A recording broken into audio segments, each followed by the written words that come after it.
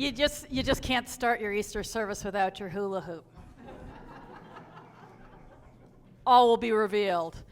Good morning. Welcome to the Unitarian Universalist Church of Palo Alto. Happy Easter. Welcome. We come here to transform ourselves and each other and the world. And if my energy seems high this morning, it is because this is the first intergenerational service we have had in person in 2 years. The first service was absolutely packed with young children and their parents, and it's just so good. It's like, that's what a church is. You got to have all generations. So we had them. Folks who are here online, you are welcome to keep your video on throughout the service. We'll mostly keep our audio off, but let's all unmute for a few moments to say hello, and people who are here can be speaking to each other, and the people online and all around and vice versa. Let's say good morning. Good morning. Happy Easter. If you wave at the cameras, they'll see you directly. Behind you, here. And don't forget each other. Welcome. So there's a few ways to see your order of service. Online attendees, you can see the order of service by following the link in the Zoom chat. If you are here on the UUCPA campus, you can always scan the QR code at the front table there if you prefer to avoid the paper. That's always good. Or you can pick up a paper copy there as well. The reason I have this hula hoop is because here in person we have coffee for the first time. What do hula hoops and coffee have to do with each other? Well, you know, we are outside, obviously unmasked when we're drinking, and for some people that is still a tricky proposition, and we want them to be able to enjoy coffee hour as well. So imagine you're hula-ing, which I will not demonstrate because I can't. I am completely incapable. But somebody did lend me a hula hoop to remind me, if you're hula hooping and I'm hula hooping and we're talking to each other and our hula hoops are not interfering, we are far enough to be unmasked and chatting as we drink our coffee. So please try to remember that for the sake of the folks who are most vulnerable. We're trying to make this community safe for everybody. Our annual meeting is at 1 p.m. next week. All are welcome to attend via Facebook Live. Because Zoom attendance automatically empowers voting, only voting members can attend via Zoom. If you are a voting member, you should get that link. So please make sure you have not unwittingly let your membership lapse, so you don't lose your chance to vote. If you're not 100% sure, shoot a note to jeff@uucpa.org and he can make sure you're good. And I think I will throw my hula hoop off to the side, and we will begin our service.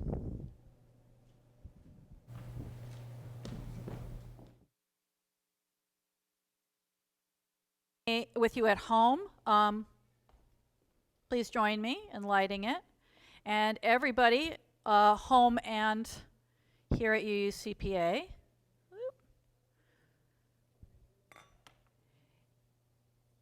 you can join me in the words and gestures of our family chalice lighting if you know how they go. If you don't know yet, you'll know after today.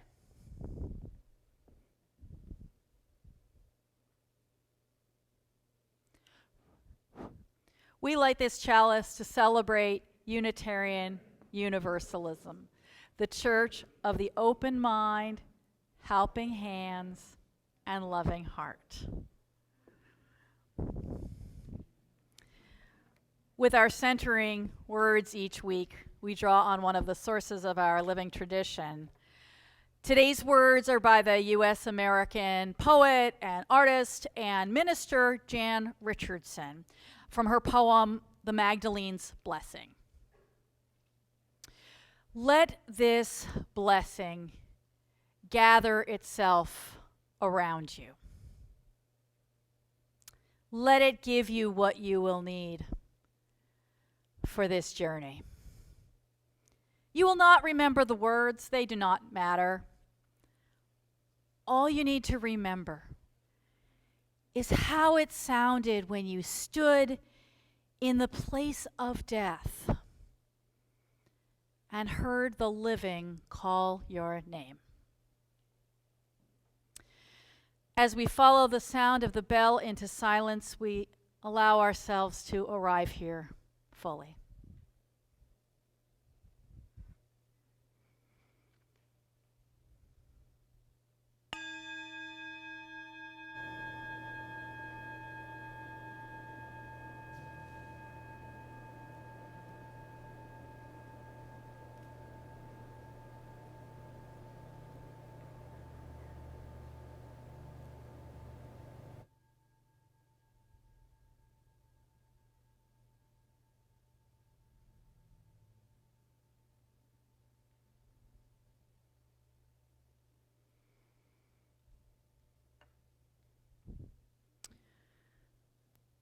A couple of things. Please do come on in and have a seat. There's lots of chairs up front. Yeah, make your way to someplace comfortable for you.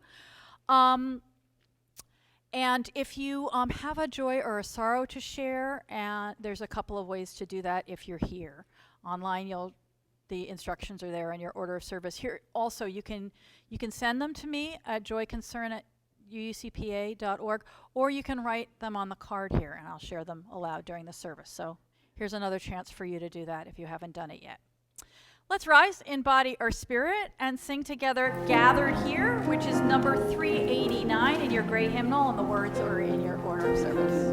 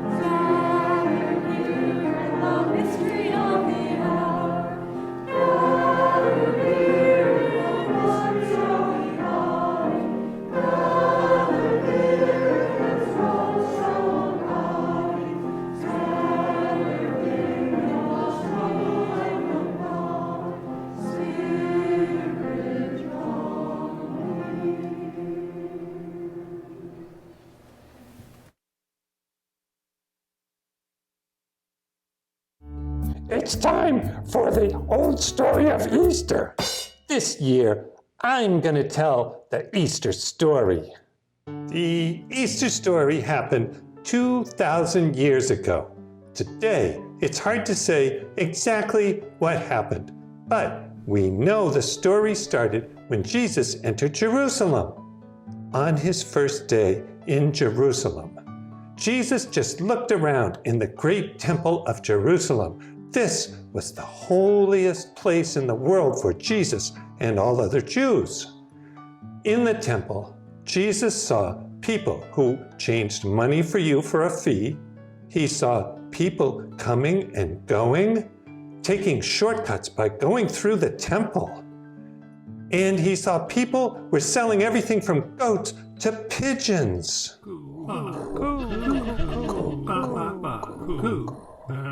The next day, Jesus returned to the temple. He chased out the people selling things. He upset the tables of the money changers. This caused quite a commotion. A crowd gathered around to see what this stranger, this traveling rabbi, was up to. Jesus turned to the crowd and quoted from the Hebrew scriptures, the book of Isaiah, where God says, "My temple shall be known as a place of prayer for all nations." Jesus said it was time that the temple went back to being a place of prayer. How could you pray with all that buying and selling going on? How could you pray with all those pigeons cooing? Many people thought that Jesus did the right thing when he chased the pigeon dealers, the money lenders, and all the other salespeople out of the temple. But this annoyed the powerful people who were in charge of the temple. It made them look bad. But they didn't like that. The next couple of days, Jesus taught and preached in Jerusalem. He got into arguments with some of Jerusalem's religious leaders. He was so good at arguing that he made those powerful people look bad. But they didn't like that. The Romans who ran Jerusalem grew worried about Jesus. When Jesus rode into the city of Jerusalem, a crowd of people had welcomed him as if he were one of the long-lost kings of Israel. The Romans thought he was up to something. They thought Jesus was planning a secret religious rebellion.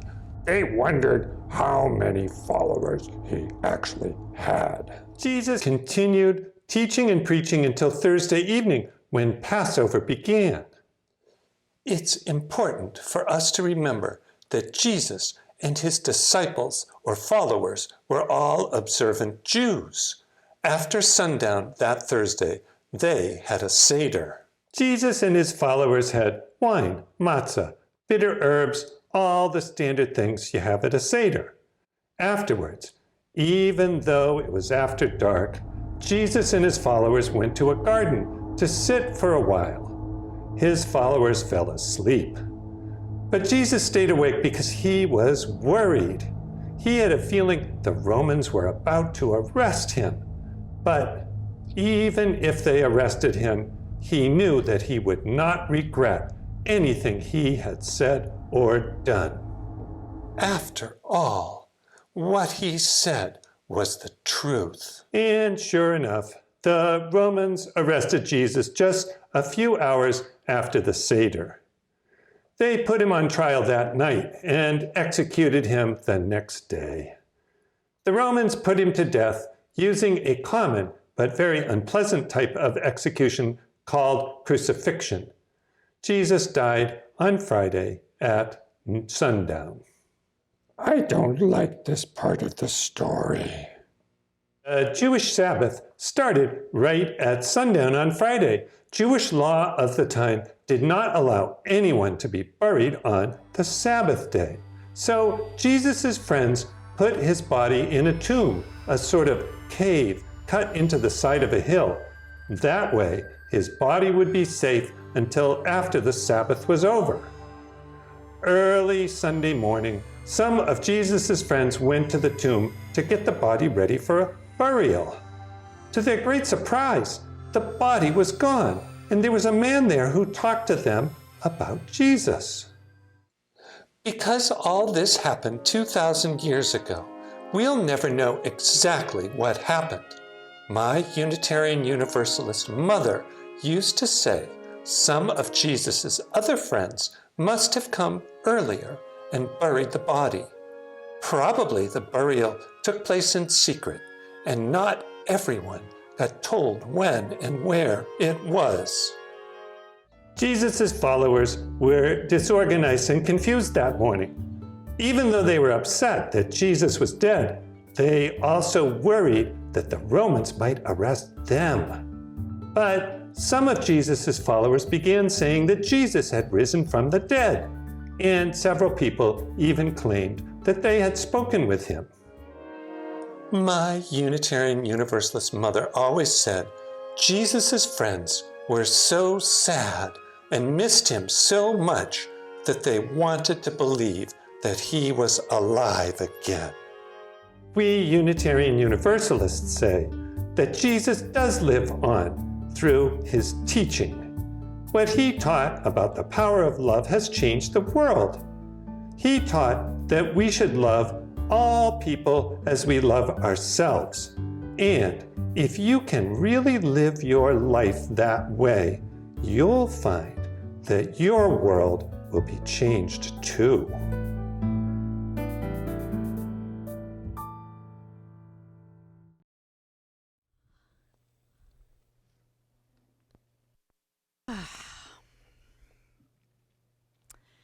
We are really going to miss Dan Harper when he leaves us to be a minister in Cohasset, Massachusetts later this year, but we will always have Possum.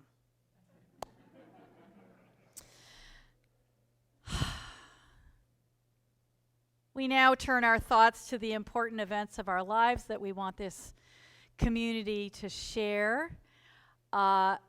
As I said, if you still want to put them up on the cards, you'll have a moment to do that. And I know that I have some at joyconcern at UUCPA.org, as well as here up on the Zoom screen. Let us take a moment of silent prayer and meditation to hold all we've heard.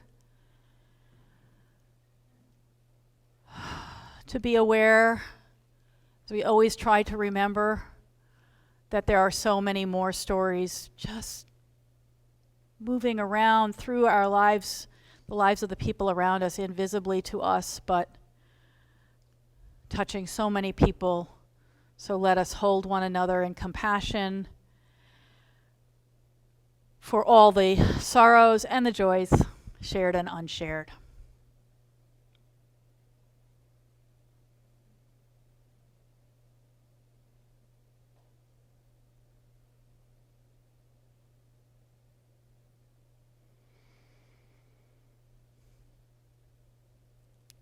Blessed be.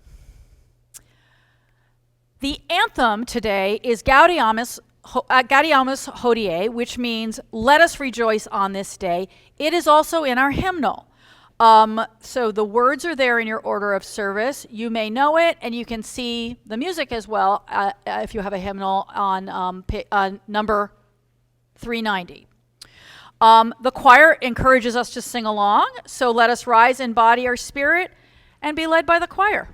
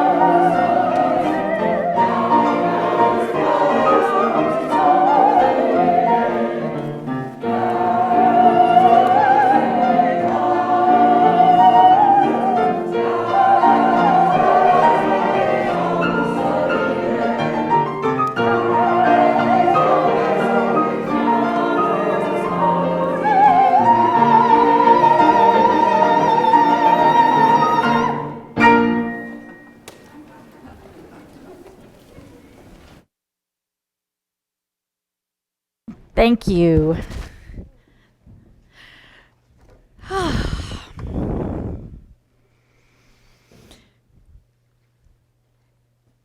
As Rolf says, this is not the fun part of the story. This is the part that makes me sad.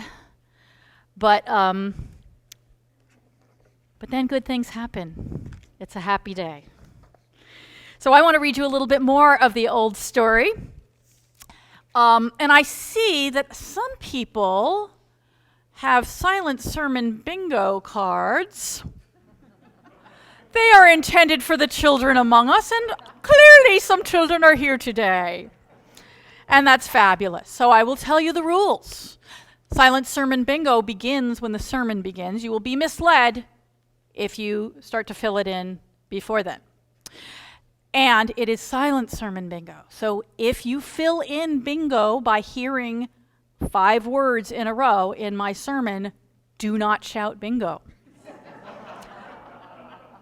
Thank you in advance. The children, I will say, at 9:30 were silent. There was barely a rustle. They were so quiet that I was a little scared that either Dan or I had made a mistake and we did not actually complete bingo, but there they all were with their sheets afterwards. And there's a little present for you if you complete silent sermon bingo. But don't start now. This is just the reading. The Gospel of Mark. And no, I did not go into all this detail with the children. I know from experience who needs more instructions. Here is more of the old story from the Gospel of Mark. While Jesus was being crucified, there were also women looking on from a distance. Among them were Mary Magdalene and Mary, the mother of James the Younger, and Salome. If you know more of the Bible and you've heard of Salome, this is a different Salome than the one who danced the dance of the seven veils. These used to follow him and provided for him while he was in Galilee. And there were many other women who had come up with him to Jerusalem. When evening had come, and since it was the day of preparation, that is, the day before the Sabbath, Joseph of Arimathea, a respected member of the council, who was himself waiting expectantly for the kingdom of God, went boldly to Pilate, the governor, and asked for the body of Jesus. Then Pilate wondered if he were already dead, and summoning the centurion, he asked him whether Jesus had been dead for some time. When he learned from the centurion that he was dead, he granted the body to Joseph. Then Joseph bought a linen cloth, and taking down the body, wrapped it in the linen cloth and laid it in a tomb that had been hewn out of the rock. He then rolled a stone against the door of the tomb. Mary Magdalene and Mary, the mother of James, saw where the body was laid. When the Sabbath was over, Mary Magdalene and Mary, the mother of James, and Salome bought spices so that they might go and anoint him.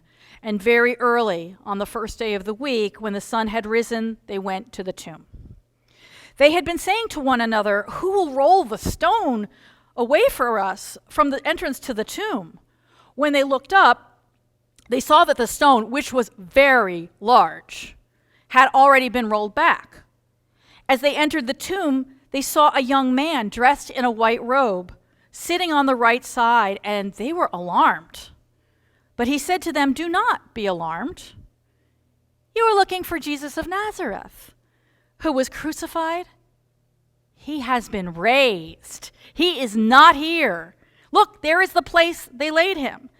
But go, tell his disciples and Peter that he is going ahead of you to Galilee. There you will see him, just as he told you."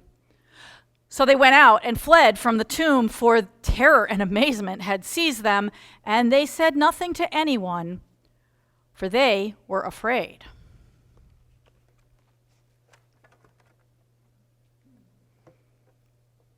You know, when I'm going to move my chair here.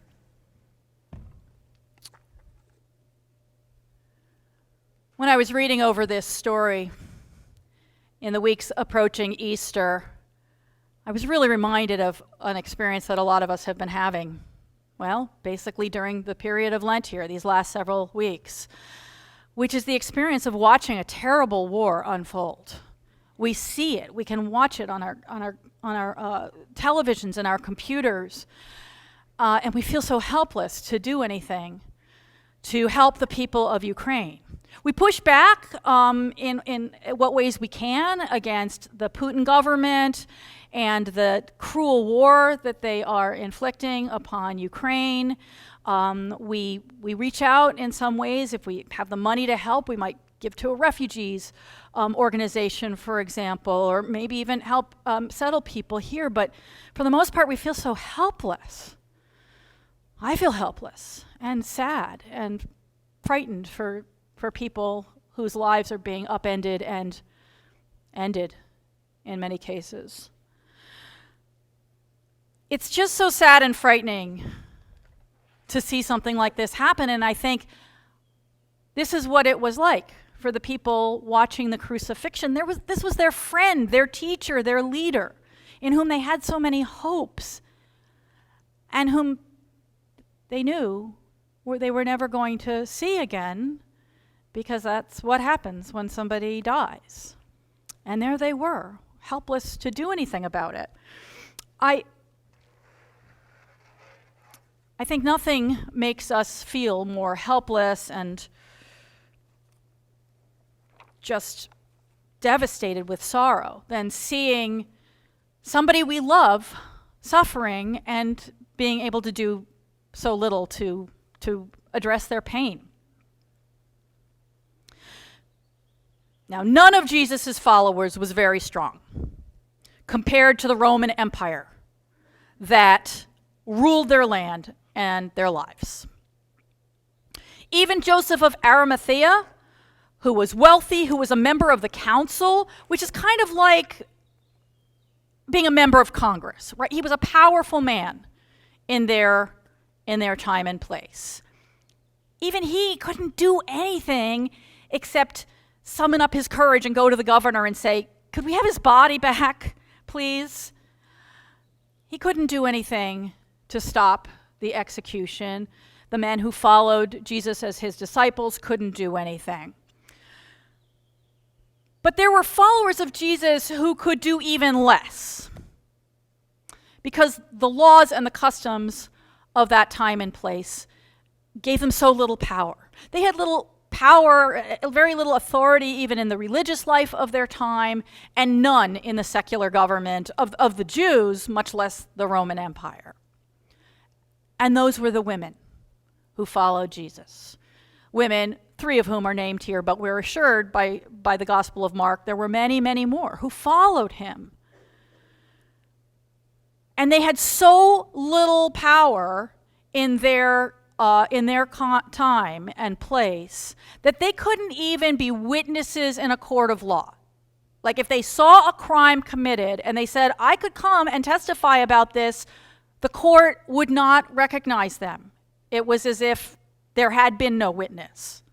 And yet there they were, witnessing this devastating event to the very end, knowing there was nothing they could do and nothing they could say that would be heard by the powers that be, if such powers even cared.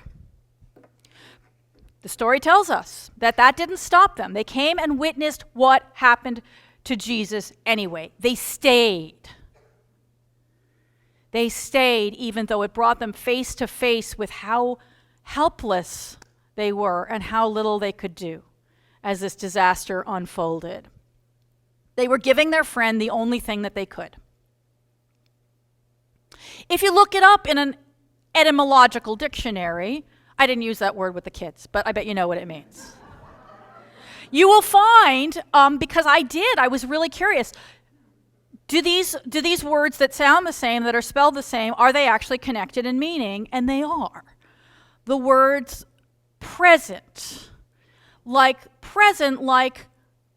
to be present is to be here in this space, is connected to present, like to bring something to this space. So if I'm presenting something to Fran, I am bringing it into the space that she is in. And that is why the word present, meaning gift, is also connected. To bring something and offer it into the presence of somebody. I love that these are actually connected because that's what these women were finding. Sometimes that's all we can give is our presence. And they had nothing else to give to Jesus except their presence in his last moments. That was the present that they offered. And that's all Jesus asked of his disciples the night before, when, as we heard from Possum and friends, he was so afraid, he was worried, and he said, please just stay awake with me. He knew they couldn't fix it. He was very afraid that what was going to happen, what turned out to happen was what was going to happen, that he would be arrested, that he would be supposedly tried but would get no justice, and that he would be executed. He was afraid that was all going to happen very soon. And he couldn't sleep, and he knew they couldn't change any of that. All they could do was be there with him, and he said, please be here with me. and they couldn't. They fell asleep.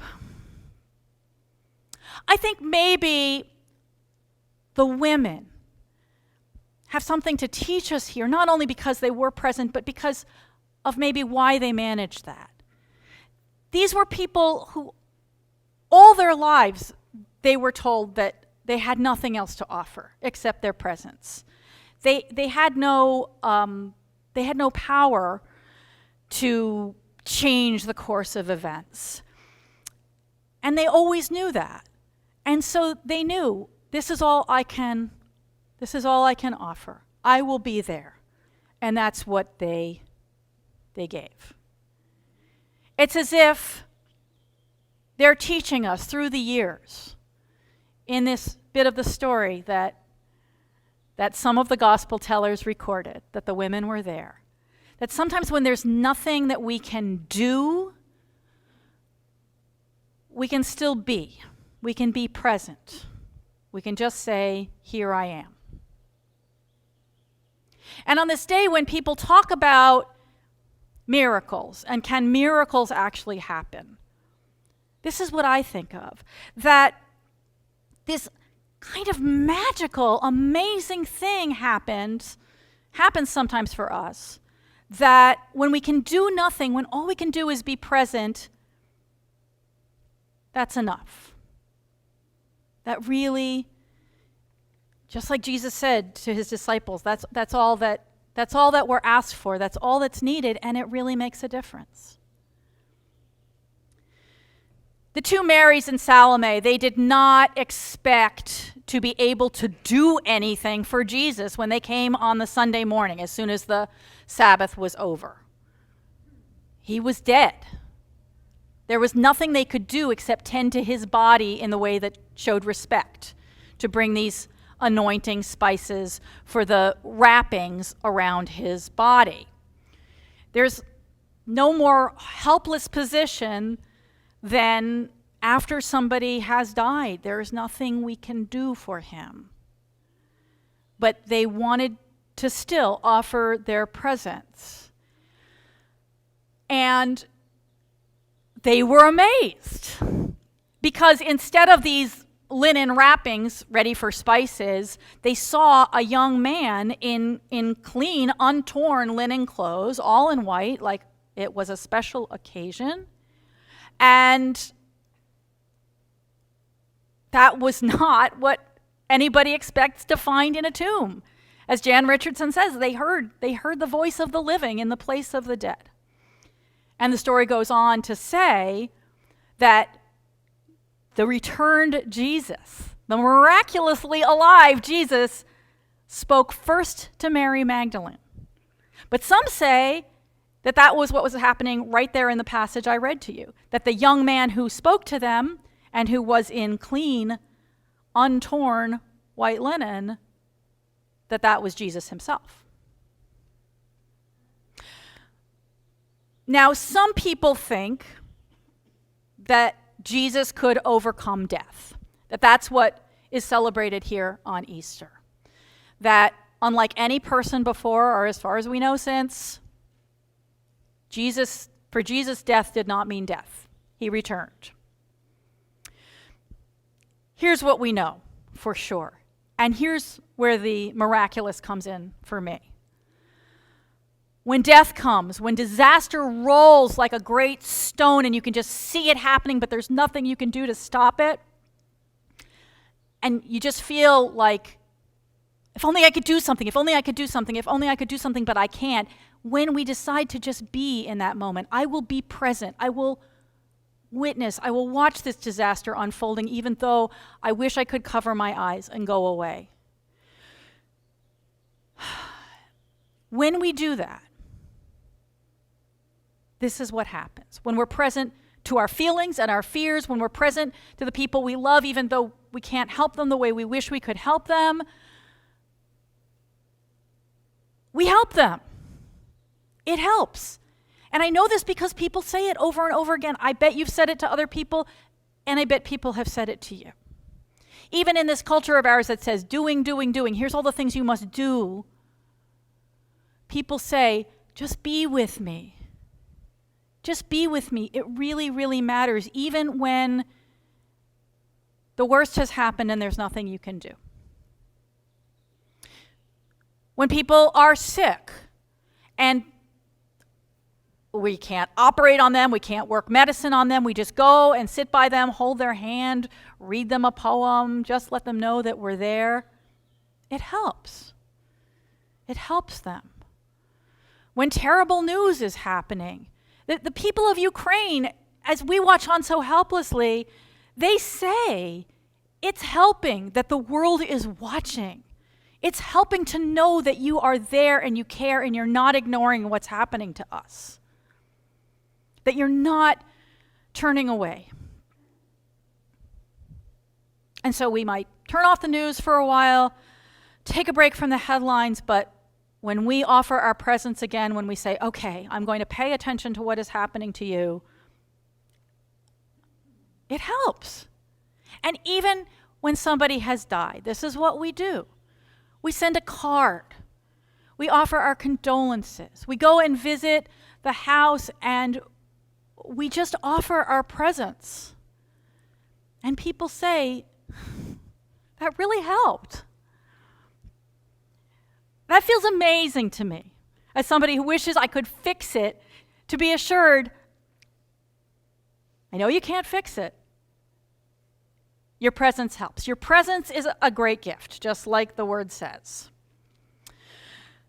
It's as if, when we're in those really dark times, there's this great darkness in our spirit, and the presence of people who love us is like this little flickering inside. Even when they think they are doing nothing. So, for me, this is a really important message of the story of Easter and of the story of these people who stayed when there was nothing to be done. These women. They're the most powerless of people.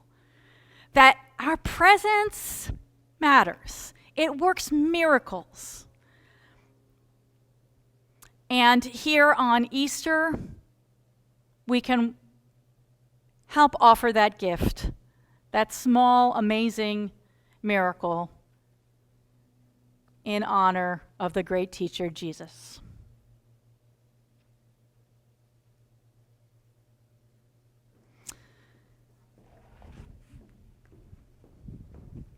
And now, if you are grateful, as I am, for this community that we are creating together, you have the opportunity to give to our offering. There's a few ways to give. There's a link there in your order of service, a QR code that you can scan to give. There's a text number that you can text to give via Give Lively. If you are more a cash check kind of person and you're here, you can leave something in the box as you go. Let us now give and receive the offering. Let's sing together a song that we've sung many times.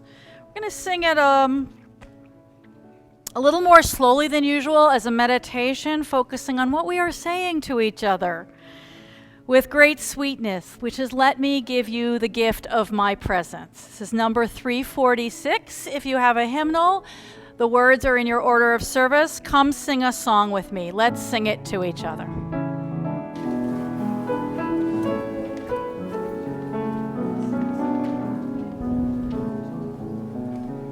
Come sing a song with me.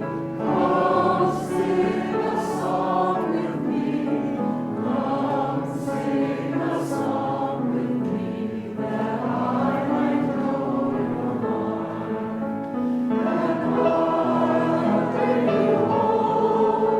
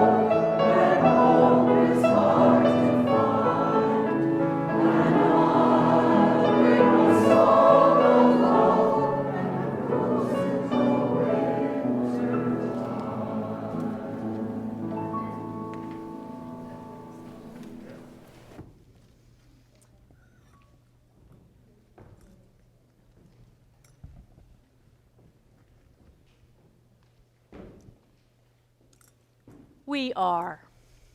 We are here.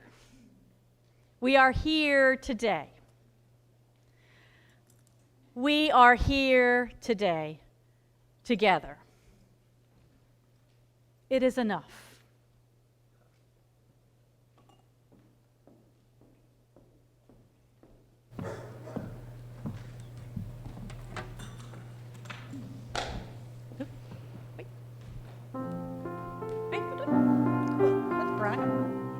Sung benediction first? Am I doing this wrong? It's not?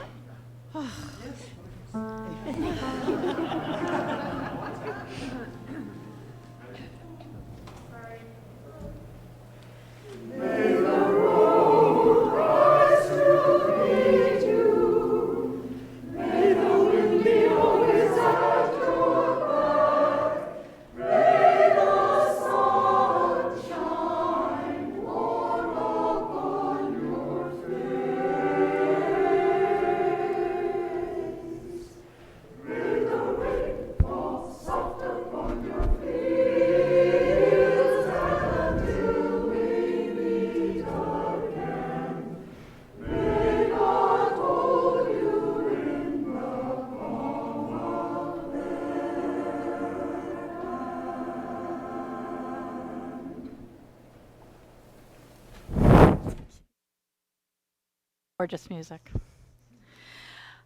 Please, everyone, stay after the benediction for our conversation time. Those online will be invited to small group conversations in our breakout rooms.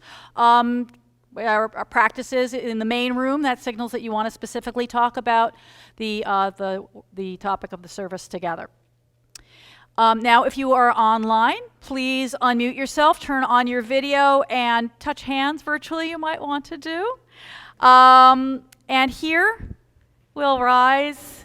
If people around you are happy holding hands, we have to learn to exchange these signals. Are we a hand-holding thing or not? If you're not sure, you can put a hand on your heart and offer a hand out to the people close to you. Don't pull Sven into pieces. As we say our benediction together. Go out into the world in peace. Be of good courage. Hold fast to what is good. Return no one evil for evil. Strengthen the faint-hearted. Support the weak. Help the suffering. Rejoice in beauty. Speak love with word and deed. Honor all beings. Amen.